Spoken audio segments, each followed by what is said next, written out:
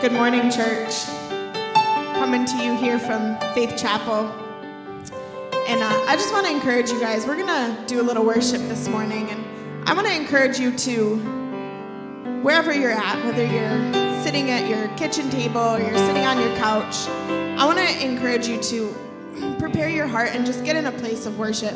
Whether you need to stand up, whether you need to get down on your knees, but even though we're doing this recorded and we're not here in church, I want to encourage you guys to really enter in this morning and go after what God has for us this morning.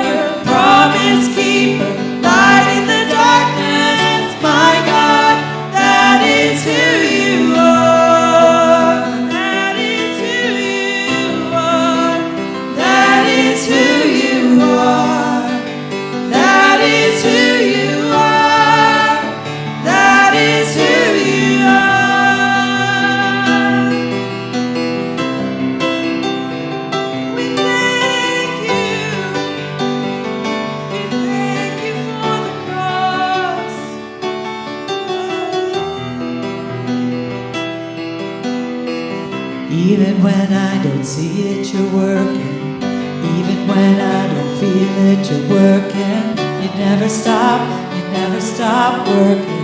You never stop working. Even when I don't see it, you're working.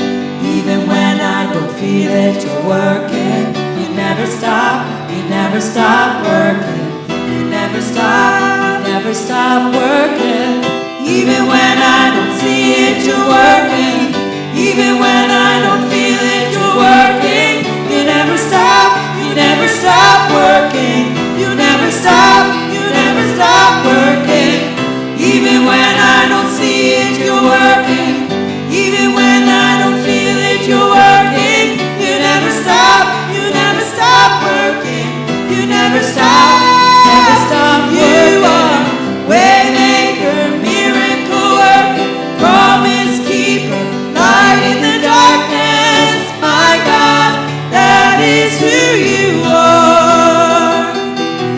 You are waymaker, miracle worker, promise keeper, light in the darkness. My God, that is who you are.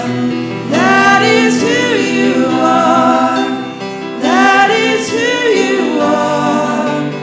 That is who you are. That is who you are.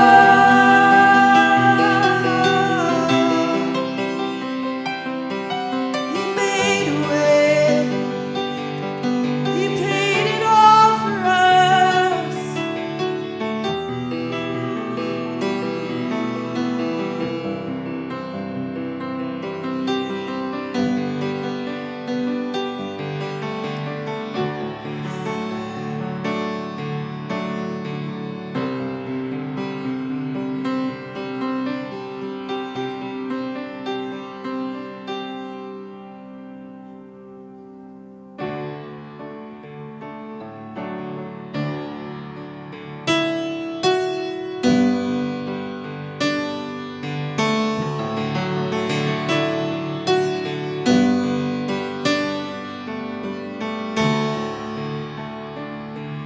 The weapon may be formed, but it won't prosper. When the darkness falls, it won't prevail. 'Cause the God I serve knows only how to triumph. And my God will never fail. No, my God will never fail. I'm gonna see a victory. I'm gonna see a victory. For the battle belongs to you, Lord. And I'm gonna see a victory. I'm gonna see a victory. For the battle belongs to you, Lord. Yeah.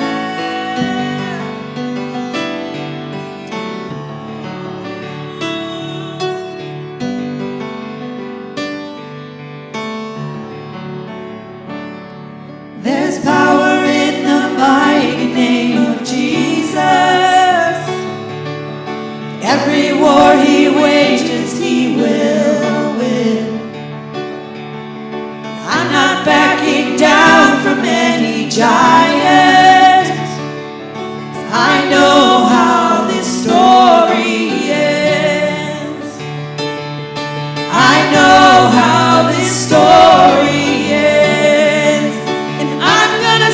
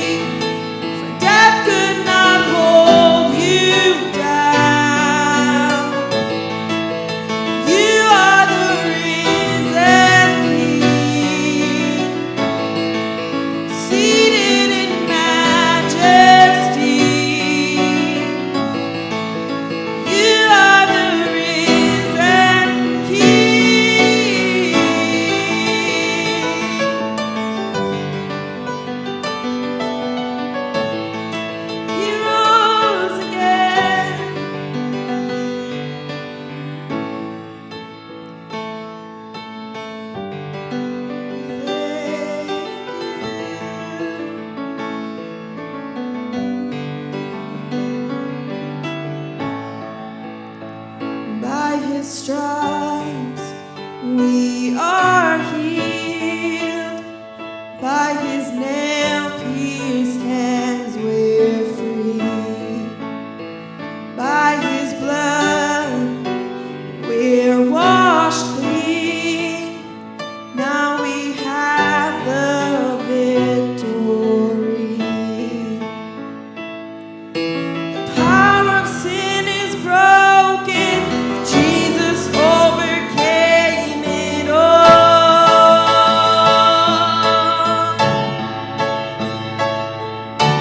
He has won our freedom. Jesus has won it all.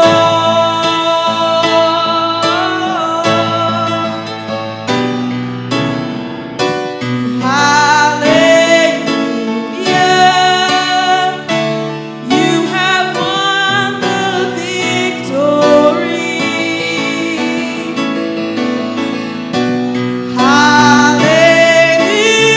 Hallelujah. You have won it all for me. Death could not hold you down. You are the risen King, seated in majesty. You are the risen King.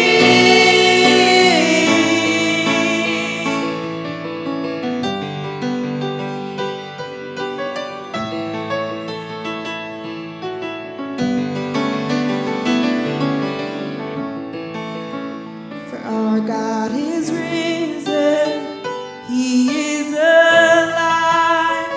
He won the victory, he reigns on high.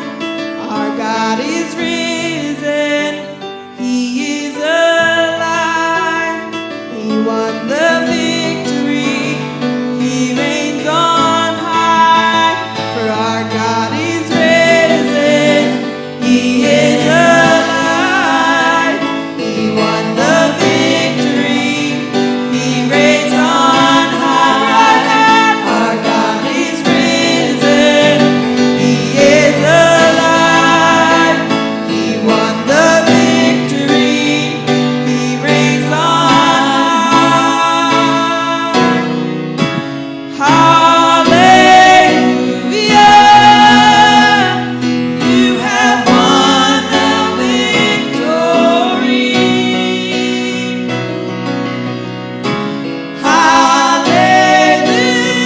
Hallelujah. You have won it all for me. Death could not hold you down. You are the risen King, seated in majesty. You are the risen King.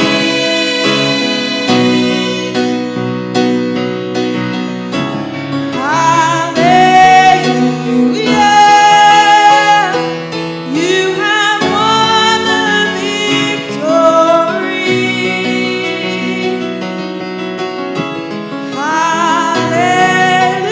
Hallelujah. You have won it all for me. For death could not hold you down. You are the risen King, seated in majesty. You are the risen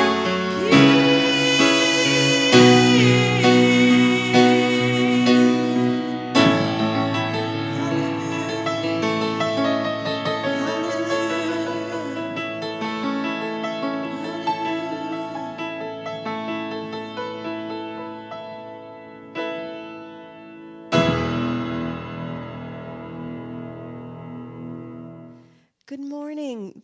Faith Chapel family and guests. We are so excited that you're here with us today. We're excited. This is Resurrection Sunday, Easter Sunday, and we're so glad that you're here. And I just want to just take a minute and just share a brief little thing that God gave me this morning. And I just, when I think about Easter, I think about how Jesus, how he overcame. He's an overcomer. He overcame the grave. That's what we celebrate today, how he resurrected and he overcame. And I was thinking about how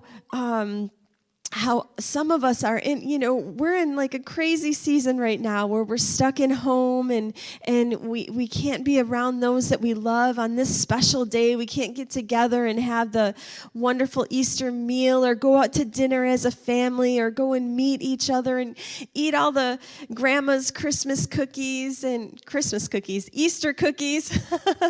desserts, and it's challenging today. But I just want to say that I believe that we are going to overcome. We are overcomers. We are overcomers, and we're going to overcome this situation that we're in. We're not going to be in this forever. And I know that there's some who are watching today that you have had to overcome a lot, in these past few weeks, in these weeks past that you never thought you would have to overcome. Some of you have really been dealing with depression and anxiety and fear of losing things, and some of you had to deal with the loss of loved ones and just even the fear of just doing simple tasks of going to the grocery store or picking up prescriptions or different things. And so I just want to say to you that you are an overcomer. That you overcame. We've been through this. I don't know how many weeks, how many days we've been through this. I know it's a bunch, but we have overcome this, and we're going to continue to overcome this. And so I just feel like some of you, even this morning, as I'm speaking to you, that it doesn't feel like you're overcoming. And I just want to say to you that you are doing better than you think you are. That I just want to encourage you to look ahead to the days ahead, because there are good days ahead for you. That you're not going to be like this forever. It's not going to be like this forever. That there are good days ahead for you. And so I want to encourage you today. I saw someone in my mind's eye. I saw someone writing down and even just putting out plans and dreams of things that they want to see happen in their life. This is kind of like a reset for some people, where you get to actually sit, because you're so busy normally, that you actually get to sit and reset. And so I believe the Lord is just going to begin to give you just different dreams. He's going to resurrect dreams in people's lives, in your life, and just to begin to get you to think ahead, because there are good days ahead for you. And today, even as some are watching right now, I even feel like God's just going to touch people physically. Some of you have just been so stressed and just overcome with stress and worry that your body has just been aching. It's just, you've been having aches and pains, and you just been really struggling. Even your joints are hurting, and some of you don't even want to go out of bed. And I feel like God is just going to even touch you right now and just begin to just release that pain in Jesus' name, and begin to put hope in your heart as you begin to think ahead and dream ahead of how things can be. And you see, I believe that God is just going to encounter or visit some of you in your home. Some of you are alone, and I just feel like even in dreams that some of you are going to have dreams, and the Lord is going to speak to you in your dreams and just begin to minister to your heart, because there's things that you don't even know how to even say out loud, that they're just in there. And I feel like there's someone like that God is, even right now, just as I'm speaking to you, he's letting you know that he hears you. That he sees you. He sees you where you are. And he's not mad at you. He's not saying, why can't you get it together? He's there with you, and he's encouraging you and saying, I'm here. Fear not. and I'm with you. And so I just bless you. Right now, I bless you. I bless this day, this resurrection day for you who are watching. And I ask God that Lord, that you would come like waves of your presence, that you would come in waves of hope and waves of peace to each person watching, God, that they would experience your love and your grace in only ways that you can do it, Lord. And I just thank you for my friends, Lord, who are watching, God, that they are overcomers, that they are overcoming so much, and they are going to see the other side of this. They're going to see the victory. And so, Lord, bless them in Jesus' name. Amen. Amen. Thank you for joining us. Well, good morning, good morning, good morning. It is so good to be here and be able to connect with all of you on this Easter Sunday. Happy Easter. I do hope and pray that you are having the best Easter that you possibly can, considering the circumstances. However, I do miss seeing all of your beautiful faces. It definitely blessed me to be able to walk into this building and hear Lyn and Leah May practicing for worship, and to be able to hear them worshiping again live. It just made me well up with tears. I just, you don't realize how much you miss something. You know you're missing it, but you don't know how much you're missing it until it's put in front of you again. And so I pray that their worship that they led for you today was just overwhelming your home, wherever you were, wherever you are, that it just filled you with just the love of God, and his presence just was overwhelming. And I'm excited for what else is to come, the rest of this message that Pastor Jim is going to be bringing. And I believe that God is just going to continue to encounter you wherever you're at, whether it's your kitchen, your bedroom, your living room, if you're at work and you're able to see this at your desk, wherever you are, I believe God is there overwhelming you with just his love and his acceptance and just his grace and his peace for such a time as this, So one of the most important things I want to share with you is that for us here at Faith Chapel is to help you stay connected. So I want to just share with you briefly about that before we move on into the message. But we have a URL or a website that we specifically want to share with you so that it makes it easier to help direct you to some of these features that we have available, 4 key ways to stay connected with us.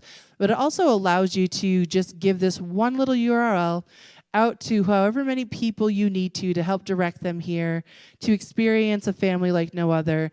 And that is faithchapelonline.org/live. So what you're going to do is you're going to go to faithchapelonline.org/live, and right within that one page, we have 5 different links. But first of all, you have 2 links, and these 2 links give you the access to our live stream. So if you already are familiar with that, that's fine. But we just wanted to help make this as easy as possible to locate this information. So faithchapelonline.org/live, you'll see a link for YouTube, you'll see a link for Facebook, and those are specifically for you to choose how you would like to join us in our live stream moving forward. And it makes it easier for when you invite someone, it gives them access to it, as opposed to trying to figure out our username on YouTube or our Facebook page. You just tell them faithchapelonline.org/live. Now, the other 3 ways that are on this website, that this one specific web page, is that we have a link for our online giving. And this is so important for us to just still continue to give our tithe, our 10%. And I know money is tight for so many. Incomes are being cut.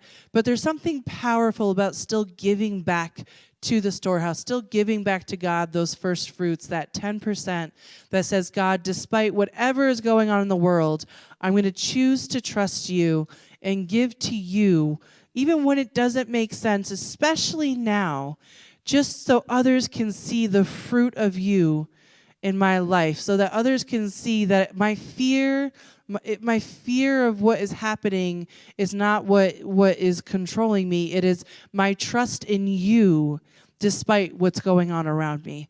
And I'm going to continue to tithe. I'm going to continue to give a little bit extra if I'm able to in the moments that I can, because I believe that you are still on the throne, and I believe that you are in control. So we want to continue to give online. So there's one link there specifically for you to give online, nice and easy access. The other one, this one we really want you to know, is a connection card. Usually we have this available in paper here in the building. You can't access it because you can't be here in the building. So we still want to know that you're here with us. We want to know that you tuned in. We can see you live in the moment, but at the same time, we can only see so many people so quickly. And we want to know that you're here, who you had sharing with you, who you had watching with you, maybe someone else that you shared the message with. But just check in with us. Let us know you're here. Let us know how you're doing. And we want to be able to reach back out to you if you want us to, because the other way to do this is also another link on this page, which is a prayer request specifically. So if you want to receive prayer, if you're giving your life for the first time to God today, if you're reconnecting with Him, recommitting, fill out this card. Let us know, today is the day that I'm giving back my life. Today's the day that I'm surrendering my life.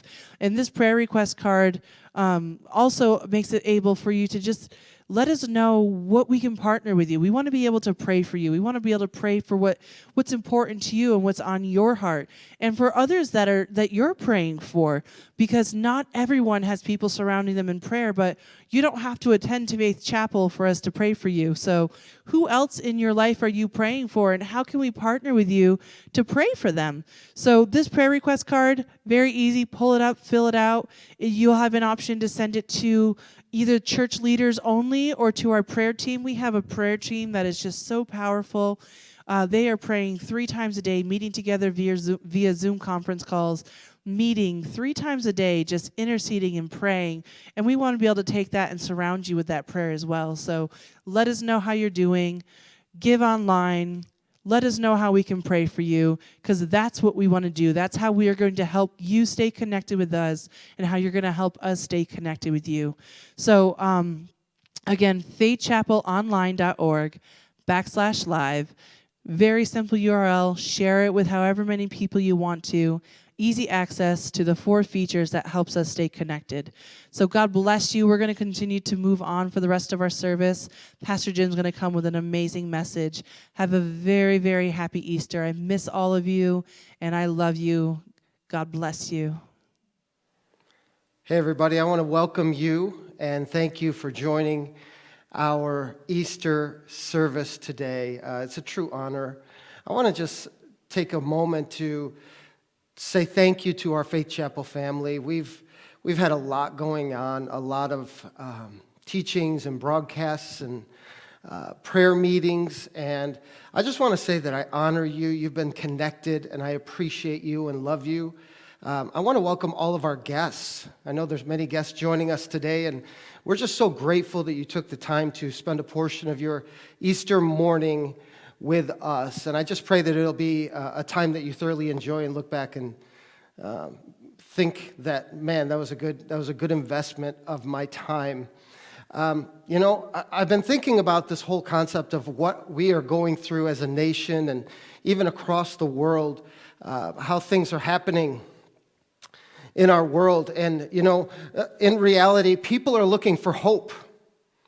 People are looking for hope, and we're in a season where most times, and most typically, it is a season of hope. Now, I'm from upstate New York, and being from upstate New York, we are hopeful as we transition out of winter into spring. It's a hopeful season, and things start to come alive again. Everything looks dead. The grass is dead looking. The trees, there's no buds on them. There's no leaves on them. But as you transition out of winter into spring, you begin to just hope again and begin to think about, man, I can go outside and be warm and not not have to bundle up all the time. It's a season of hope. Even as Easter and spring things come around, I was thinking about the Easter hats that people wear, and the families, all the girls getting new dresses, and the men and the young boys dressed up in nice suits. As Easter approaches, the family photos, the big meal, the family meal on Easter Sunday. Just a hopeful time in general. But here we are where things are different. I'm speaking to an empty sanctuary. In fact, just on a funny side note, I came in today and I saw all these stuffed animals sitting in seats like people were sitting here listening to me preach today. So it was interesting. At first, it freaked me out a little bit because I didn't know what was sitting in the seat when I saw it from behind. But someone took the time and had the concern to fill the sanctuary seats as much as they could with stuffed animals. I thought that was pretty cool. But back to this concept of hope. Our world is changing now. We're not meeting together. Many of us are not working at our workplace. We're working from home, or we got laid off, or things got shut down, and it's changed our focus of hope a little bit. If you think about it, it's changed what we begin to hope in. Now our hope is shifted because of this whole COVID-19 thing to, hopeful things like, I hope no one I know gets this virus.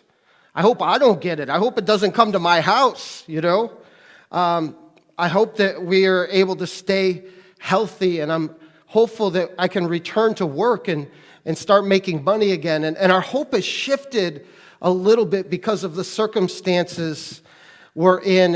And so right now, how do we find hope? Where is it that we can look for hope? I'm talking about like real hope, not empty promises. I'm talking about real hope.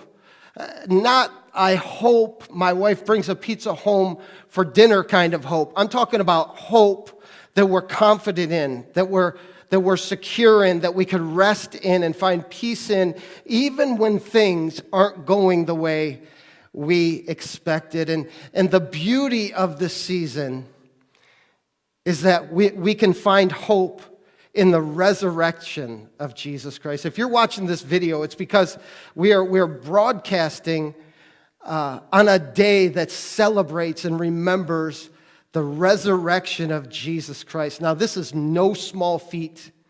This is a very preposterous, audacious claim that a dead man rose and is alive today. It's the greatest feat in all of human history. And so we come to celebrate this resurrection, believing that this is true, believing that we can find hope because a person who once was dead is alive and offers us hope because he's able to change our lives, because he is the Lord Jesus Christ. And so the resurrection is a powerful thing.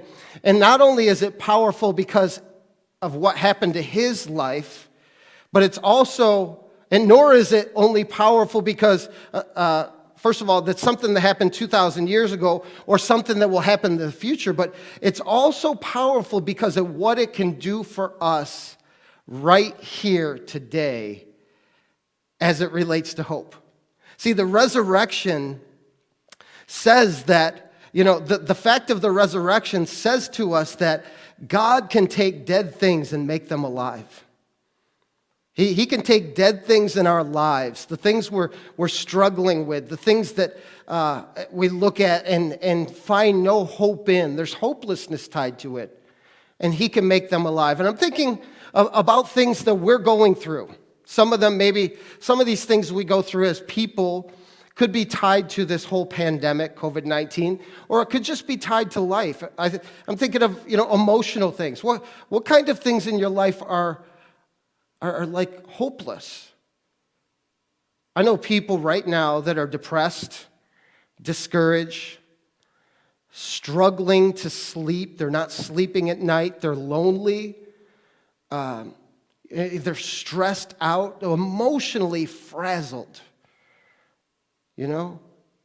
But it's not only emotional things that could cause hopelessness. It could also be relational things. Maybe you're just in this tense time with someone you really love and care about.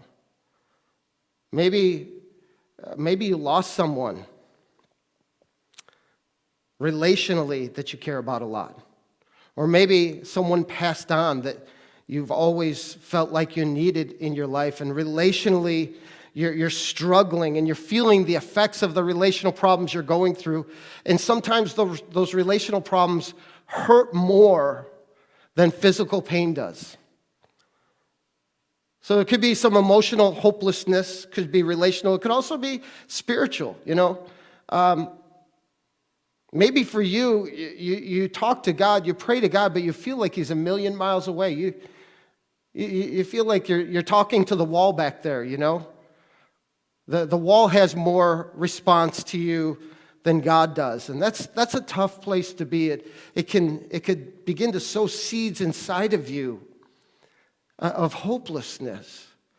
Maybe you've experienced in your life some church hurt, people you trusted, people you put your faith in, you followed, you looked up to, and in the end you end up getting devastated. You end up getting hurt, and now you struggle with trusting, you struggle with connecting again, and you struggle with moving forward with that. You're sort of dying a spiritual death, and you just don't know what to do. It's just hopeless struggle.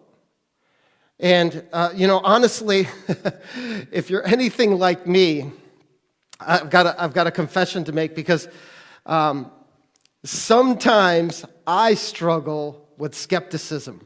So here's this guy up here, maybe you know me, maybe you don't, talking about hope and how hope can come in our lives. And, I'm a guy who at times struggles with skepticism.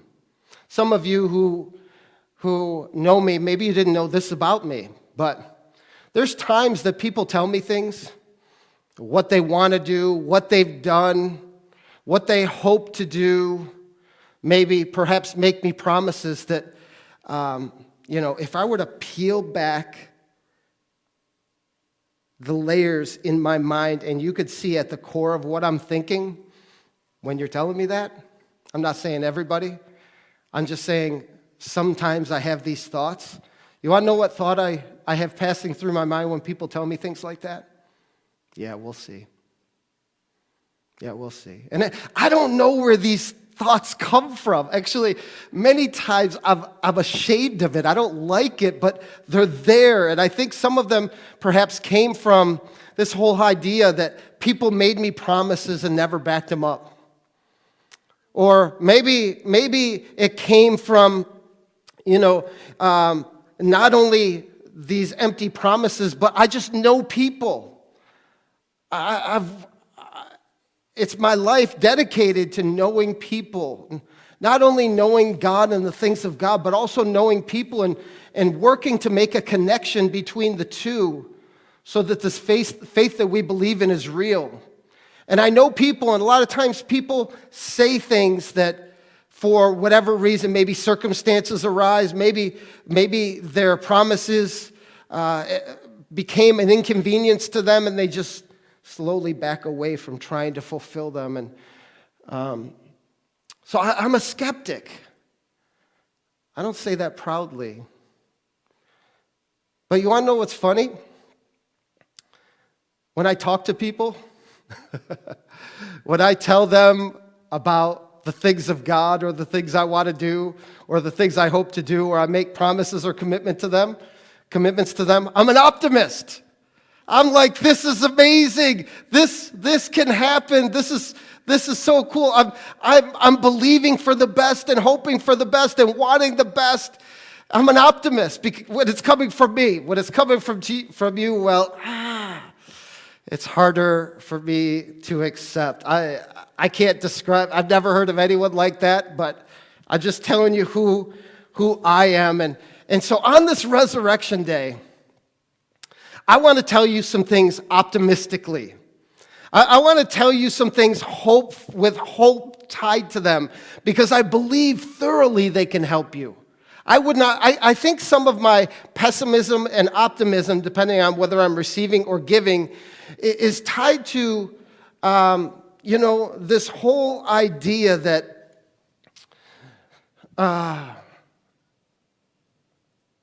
people overpromise and underdeliver. And I never want to be that kind of person. I want my word to matter. I want my word to carry weight. If I make a commitment, I want to honor it, even if it becomes inconvenient to me, even if it impacts me in some way. I want my word, my voice, the things I say to matter. So what I'm about to tell you, I am telling you optimistically, but I'm telling you with a gauged delivery because I want it to matter to you. It matters to me. And what I'm going to tell you, I believe with all my heart. And the truth is this is what I believe. I'm not the only one who's a skeptic. I know I'm talking to some today. Maybe you're a closet skeptic. Maybe you're an outspoken skeptic. You're cynical. You're negative, whatever. But I know I'm not the only skeptic out there. And you want to know something else? Jesus faced many people who were skeptics, and it did not intimidate him. Jesus is not afraid of skeptics. I want to get into the scriptures here and just show you what I mean on this Resurrection Sunday. And I want to start off with a passage that is not a resurrection passage, but just sort of to lay the foundation of the fact that Jesus faced many skeptics and it did not intimidate him. In John chapter 1, right in the beginning of the gospel, near the back end of that chapter, verses 45 and 46, there's this guy named Philip, and he's excited that the Messiah has been found, and he's telling people. This is what it says. Philip went to Nathanael. He went to find Nathanael. And he said, now Nathanael was either a friend or a relative or something. We don't know, or at least at this moment, I don't know, okay? He went to find Nathanael. And he said, we found the man about whom Jesus wrote, struggling here. We have found the man about whom Moses wrote in the books of the law. Moses, way back in Genesis, Exodus, Leviticus, Numbers, Deuteronomy, wrote about this person.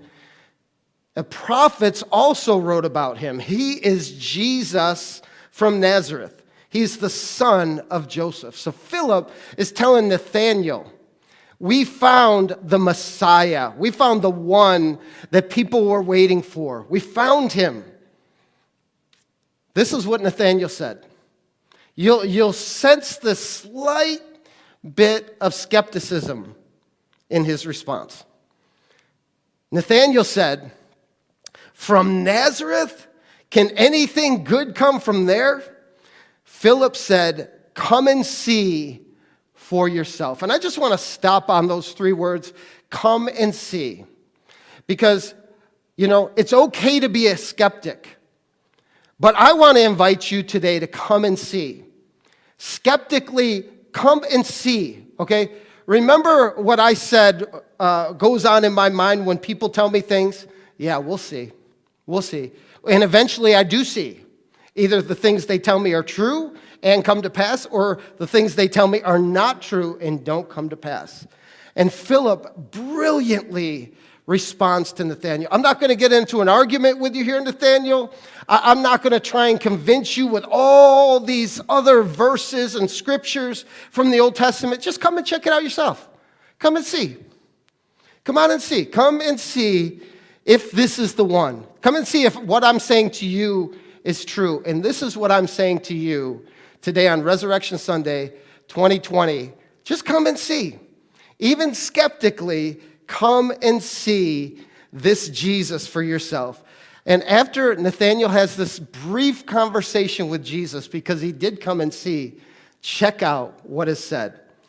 Nathanael's response after he talks to Jesus was this. He changed his tune. Teacher, speaking to Jesus, you are the Son of God. You are the King of Israel. Now, Jesus didn't get into this, critical, judgmental. I can't believe you have the scriptures. How could you be so skeptical? What are you, a knucklehead? You're an Israelite and you don't even believe this? Why are you skeptical? No, Jesus spoke to him. In fact, he spoke prophetically to him. He spoke to Nathanael things that Jesus wouldn't have normally known if it wasn't revealed to him by the Spirit of God. And this convinced Nathanael, you are the Son of God. You're the Son of God, the King of Israel. See, Jesus was not intimidated by skepticism. Now, I want to get to our main passage here in Mark chapter 16, and we're going to look at a few verses related to the resurrection. Because Nathanael was not the only skeptic, believe it or not, in the scriptures. So, related to Jesus' resurrection, if you read through the Gospels, you'll see that Jesus, time and time again, tries to prepare his disciples for his ultimate death and resurrection. I think 3 or 4 times he tells them plainly, I'm going to die. The Son of Man will be persecuted and put to death, and on the 3rd day rise again. He says these various things, but check out this passage in Mark 16, starting in verse 9. It says, when Jesus rose early on the first day of the week, he appeared first to Mary Magdalene, out of whom he had driven 7 demons. Now, she had to have some problems in the past, but I'll tell you what, she is a prominent person in the back end of all of the Gospels. Her name is always mentioned. And she had 7 demons. Jesus drove them out, and she was committed to serving him. Okay, so Jesus rose on the first day of the week, and he appeared first to her, to a woman. Verse 10, it says, she went and told those who had been with him and who were mourning and weeping. So she went back. Jesus appeared to him. She went back and told all his disciples, those who were upset that he died, those who were upset that maybe they betrayed him, those who were upset that they scattered when they should have stood with him. She went and told them, and they were in the middle of mourning and weeping. And it says in verse 11, when they heard that Jesus was alive and that she had seen him, now you'd think it'd say, they were super excited. They were celebrating. Jesus is alive. He did exactly what he told us he would do. You know what they said? Or you know what it said about them? They did not believe it. They didn't believe it. There's no way. He's alive. He rose from the dead. It says that they did not believe it. It goes on. Afterward, Jesus appeared in a different form to 2 of them while they were walking in the country. These returned and reported it to the rest. But guess what? They did not believe them either. So here, the disciples have this testimony of Jesus. I'm going to die, but I'm going to rise on the 3rd day. They have Mary Magdalene's testimony, who saw him. They didn't believe her. They have the testimony of 2 others. We saw him. He walked with us on the road. They didn't believe it. You want to talk about skeptics? For some reason, Jesus surrounded himself with them. Jesus was surrounded with skeptics. And he was not afraid of it. He was not intimidated by it. He didn't give up on them. He didn't say, well, forget these guys. I invested 3.5 years of my life into these people, and I tried to teach them. I tried to show them, but they're still not believing me. Forget it. I'll find some other disciples. No, he did not give up on them. What he did, I'll show you here. In John chapter 20. We'll come back to Mark 16. So if you're using your Bibles, hold that page. We're going to come back to Mark 16. Because somewhere in between Mary Magdalene seeing Jesus and the verses that follow that I did not read in Mark 16, it says, this is John 20, verses 6 through 8, Simon Peter came along behind John, and they went straight into the tomb. So they, even though they didn't believe it, at some point they got up and started running to the tomb. It says they did not believe it. They did not believe Mary Magdalene. But for whatever reason, they chose to get up and start running. And they ran to the tomb. I don't know exactly where they were and how long it took them to get to the tomb, but they got to the tomb. And it says, Peter came along behind John, and he went straight into the tomb, and he saw the strips of linen lying there, as well as the cloth that had been wrapped around Jesus' head. The cloth was still lying in its place. These are all the grave clothes, separate from the linen. Verse 8 says, finally the other disciple, that is John, who wrote the Gospel of John, the other disciple who reached the tomb first. Now, wouldn't you know, I'm reading from John, and John always has to write about himself.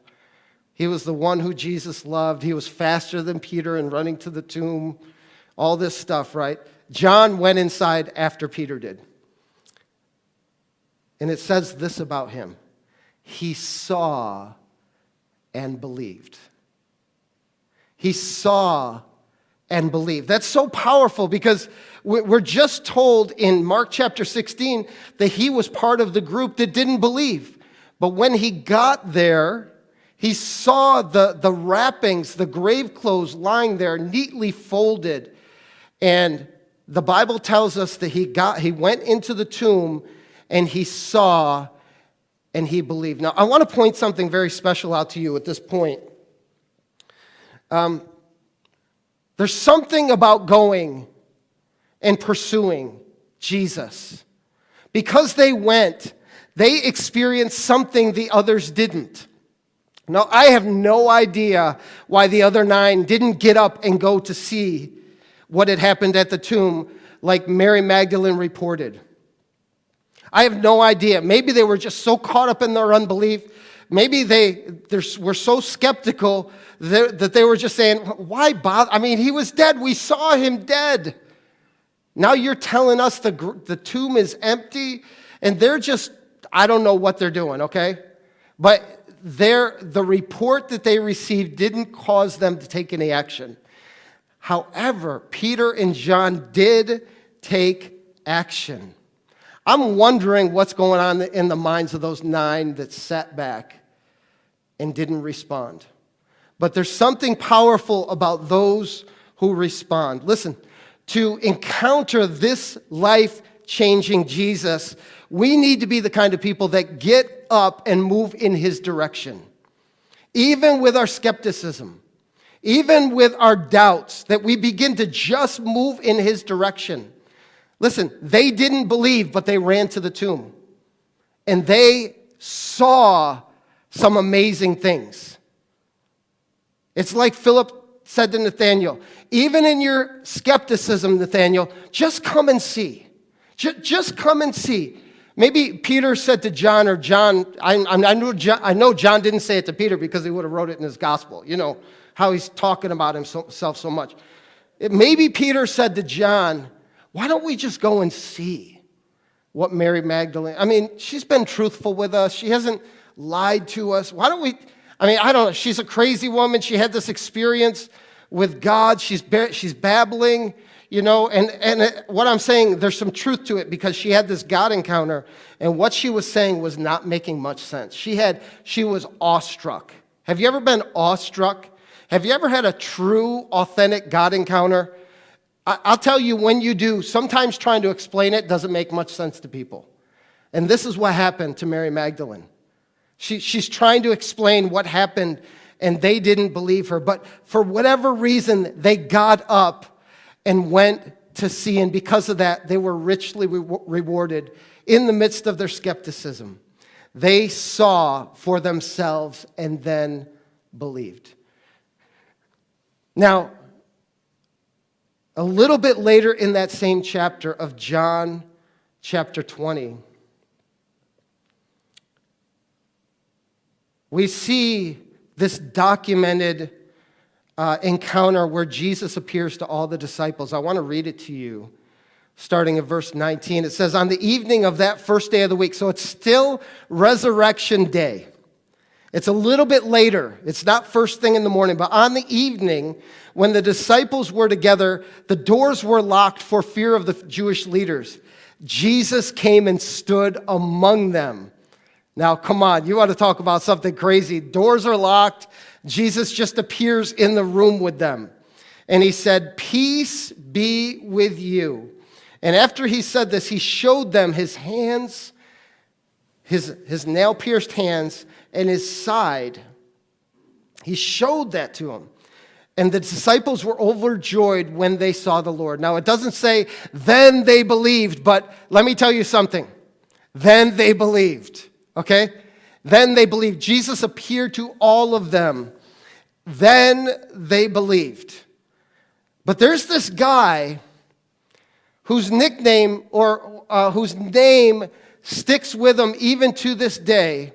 Now, all of them could have had some type of negative nickname, but this guy named Thomas, even to this day, is known as Doubting Thomas. How about, I wish I could, on the fly, come up with some quick names for Peter and John and James and all these guys that doubted just like Thomas did. But I can't. So just a couple verses later in John chapter 20, we hear Thomas's story. It says, now Thomas, also known as Didymus, one of the 12, was not with the disciples when Jesus came. So Jesus came, Judas had hung himself. Thomas was not there, but presumably all the rest of them were there. So there's 10 in the room. Jesus walks in the room, reveals himself, then they believe, right? But Thomas wasn't there. So the other disciples told him, Thomas, we've seen the Lord, fully expecting him to believe, just like they did when Mary Magdalene came to them and like the other disciples came to them. Well, they didn't believe either, did they? We've seen the Lord. But he said to them, unless I see the nail marks in his hands and put my finger where the nails were and put my hand into his side, I will not believe. He's the chief skeptic in this story. So, wouldn't you know it, the Bible tells us about a week later, this guy, there's something about skepticism and doubt that costs you. You know, Peter and John, even though they didn't fully believe, they ran to the tomb and they were rewarded for this. Thomas made that statement, I'm not going to believe unless I can physically put this finger into his hand, the hole in his hands, and into his side. Well, this guy, Thomas, had to wait a whole week. He had to wait a whole week until Jesus revealed himself to him. And Jesus, in revealing himself to him, said to him, you know what? Go ahead, put your hand into my nail-scarred, put your finger into my nail-scarred hands, and put your finger into my side. Stop doubting and believe. And this is what Thomas said in response to Jesus appearing to him. It says in verse 28, Thomas said to him, my Lord and my God. So he goes from, I refuse to believe until I myself, I'm not going to believe your story. I'm not going to believe what you said. I'm not going to believe what Mary Magdalene said. I'm not going to believe what these other guys said. I need to see it for myself. Now, you would think, if we just pause for a moment in this story, you would think after 3.5 years, somehow, some way, these guys would have it together a little bit. And you would think that they would know step by step was about to happen. But for whatever reason, they didn't. For whatever reason, they were loaded down with skepticism. They were loaded down with it. But I'm telling you here today that we can overcome our doubts and start believing. And it starts with this. Just come and see.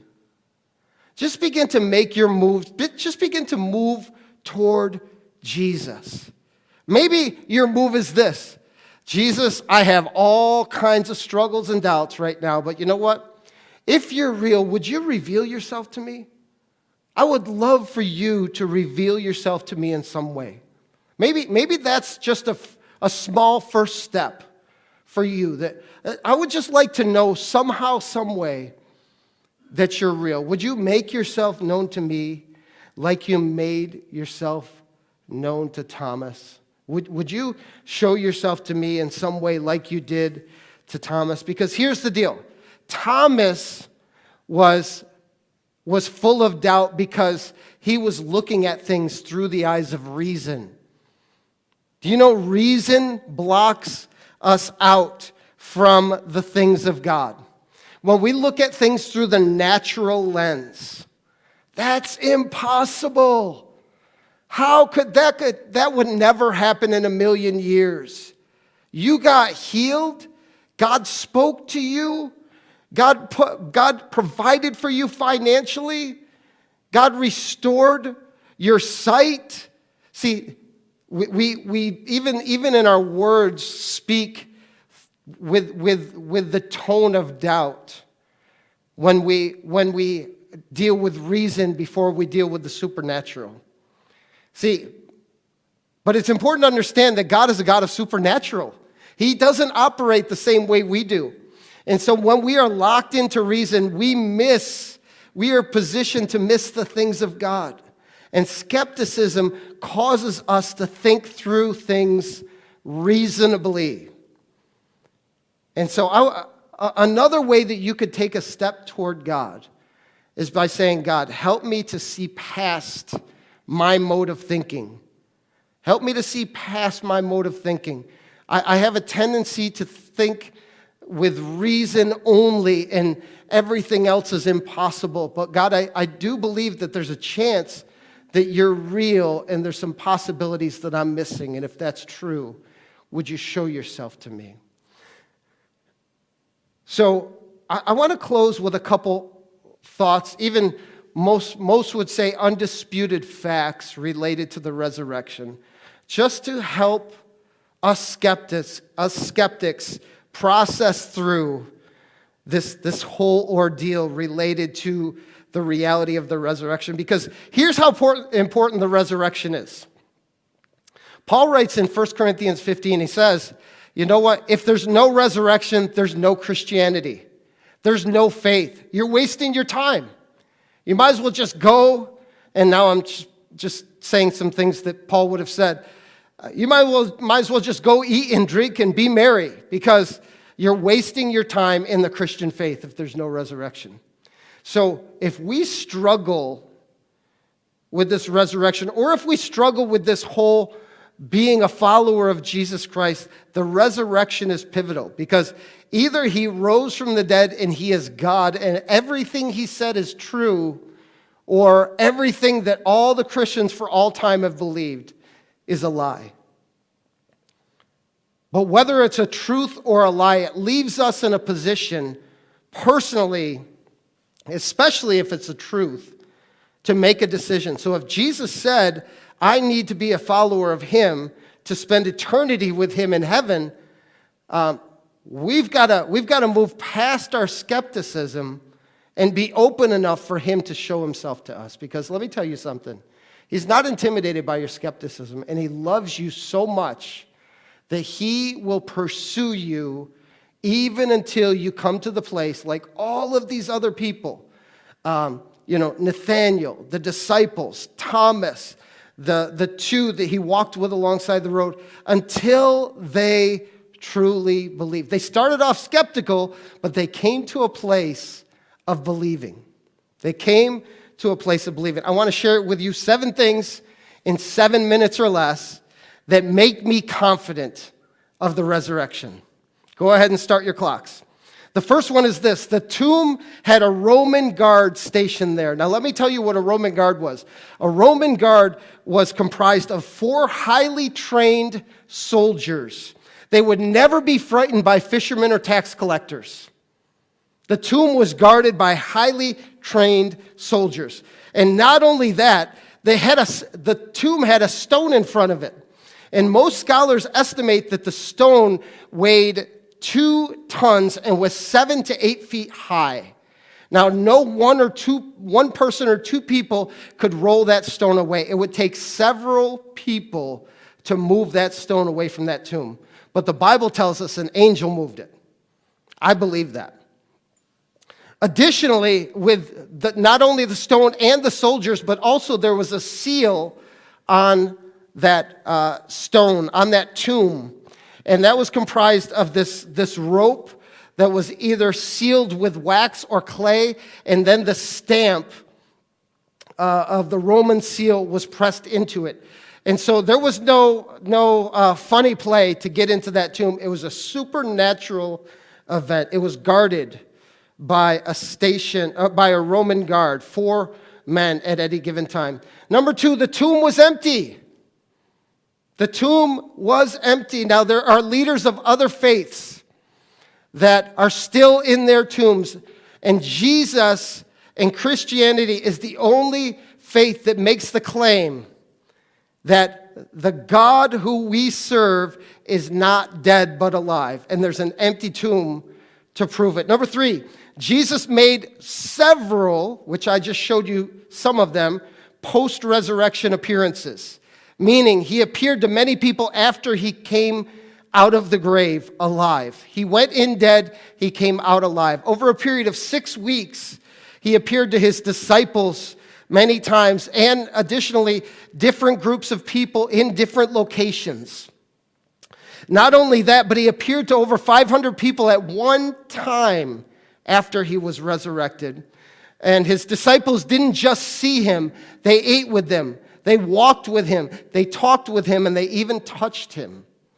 So Jesus made all these appearances. Number 4, the death of his disciples later on offers proof of the resurrection. Let me explain that to you. Do you think people would leave their businesses, their careers, their families, all their possessions, their homes, and go to the ends of the earth and die a horrible and painful martyrdom to protect a lie? Do you think people would go to death and leave everything they ever worked for to protect a lie? If the disciples knew that Jesus, maybe he was stolen at night, or maybe somehow secretly it wasn't Jesus' body put in there, and if the disciples knew that, do you think they would live the rest of their lives supporting a lie? I personally don't. And here's the other part of it. Not one of them, at the point of being tortured and killed, ever changed their story. They never changed the story that Jesus died. It was seen by many people that he died, hung on the cross and died, and was put in a grave, and then he rose from the dead. Here's number 5. Point number 5 that supports the resurrection. It was prophesied that this would happen. Jesus told his disciples many times what was going to happen. But not only that, the Old Testament has several prophets and prophecies speaking about the Messiah dying and coming back to life. And these Old Testament prophecies were written centuries before Jesus was ever born. Number 6, there is still a church. The Church of Jesus Christ is alive and well. There's approaching 3 billion followers of Jesus today as I speak to you. Almost 3 billion followers of Jesus Christ on this planet. They're not following a lie. If the resurrection was a lie, the church would have died off a long time ago. And here's the last one I'll share, number 7, of why I believe, why I'm so confident of the resurrection. I met him myself. He revealed himself to me. When I was 19 years old, I'm on the verge of turning 51. So about almost 32 years ago, I was living a very sinful life. I was down in Daytona Beach, and I was in a hotel on the Strip. It was Easter morning, and Jesus revealed himself to me. And no matter how much you disagree with me, no matter how skeptical you are, no one will ever be able to take that encounter away from me. He spoke to me. It was on Easter morning. I think it was 1988, if I did the math right. He spoke to me and revealed himself to me. And I ended up in tears and on my knees at the end of my bed in that hotel room, repenting before Jesus. I met him myself. And I've met him many times since. I've heard his voice. I've sensed his presence. I've seen his work. I've experienced his miracle working power in my life. He is alive. This is what I believe. I was a skeptic, but now I'm a believer.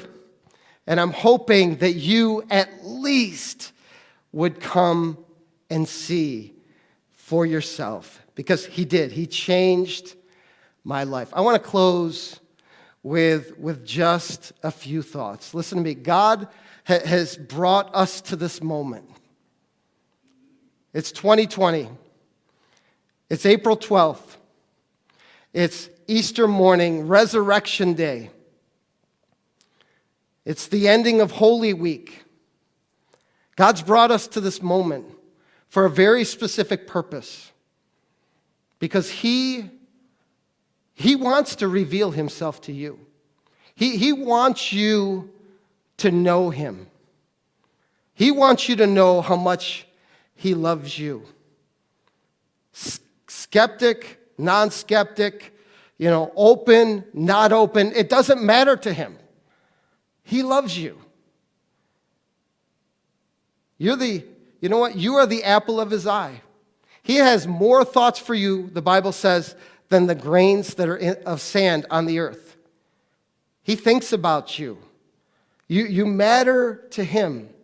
And you've taken the time today to join us. Some of it could be because it's a religious practice. Once during Christmas or during Easter, you go to a service, but you do the rest. You do whatever you want otherwise. It doesn't matter why you're here. You're here. You're here, and I've been praying for you. I've been praying that you would have the kind of encounter that Thomas had. He didn't believe anyone. He didn't believe anything anyone said. He needed to experience it for himself. And I pray that you'll have that same experience. Whatever it takes to get you to cross that line to say, Jesus, you are Lord, and you are God. Whatever it takes, I pray that you have the same encounter that Thomas had. Now, if you're here and you're joining us today and you know your life isn't right with God, maybe you once knew him, maybe you once walked with him, but you've turned away, or maybe you've never even experienced this church thing before. This is the first time you ever experienced a church service. You've heard the gospel of Jesus Christ today, that Jesus came as God. He lived a sinless life. He came because his Father sent him. It says, for God so loved the world that he gave his only begotten Son. And whoever believes in him would not perish but have everlasting life. And we're here in this holy moment. And you have an opportunity to come and see. And maybe for you, it's a small step. Like I mentioned earlier, God, I do want to know you. Reveal yourself to me. And you just need to say that to him. Verbalize that to him right now. God, would you reveal yourself to me? Would you make yourself real to me? Because I have all kinds of doubts going on in my mind. He's big enough to do that. Or maybe you're right at the place right now where you say, I do believe and I want to surrender my life to Jesus. Years ago, I'll never forget this. I was in my office and a man came and he was having all kinds of troubles in his life. And he had once served God and he wanted to return. He wanted his relationship with God to be restored. And I said, well, let's just pray together and make that commitment right now. Let's just take a moment and surrender your life to God again. And he said, okay. And he literally got off of the couch and he got on his knees. Weeping before God, he began to surrender his life to God. And I would say this, maybe you're in a place where you're all alone and you want to give your life to God. That's such a powerful move to say, I'm going to get out of a place of comfort and into a place of surrender before God. Just fall to your knees and say a prayer like this. It's really more about where your heart is than it is about the exact words. But Lord Jesus, I invite you into my life.